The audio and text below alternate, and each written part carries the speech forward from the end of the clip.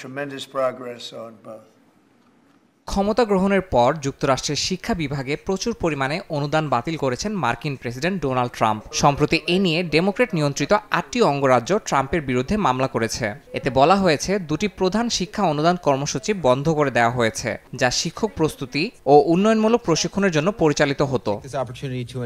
Trump প্রশাসনের সিদ্ধান্তের কারণে কেবল ফেব্রুয়ারি মাসেই $60 কোটি বেশি অনুদান বাতিল করা হয়েছে। শিক্ষা বিভাগ জানিয়েছে এই অনুদানগুলো এমন প্রতিষ্ঠান ও সংস্থাগুলোর জন্য বরাদ্দ ছিল যারা বিতর্কিত মতাদর্শ প্রচার করছিল বলে মনে করা হয়। এতে অনেক সরকারি বিশ্ববিদ্যালয় ও অলাভজনক সংস্থার কর্মীদের ছাঁটাই বা কর্মঘণ্টা কমানোর ঝুঁকি তৈরি হয়েছে। আইনজীবীরা বলছেন, শিক্ষক সংকট বাড়ানোর পাশাপাশি স্থানীয় বিশ্ববিদ্যালয়গুলোর স্থিতিশীলতা নষ্ট করবে এই সিদ্ধান্ত। মামলায় অভিযোগ করা হয়েছে কংগ্রেসের অনুমোদিত অনুদান বাতিল করে শিক্ষা বিভাগ প্রশাসনিক নীতিমালা লঙ্ঘন করেছে।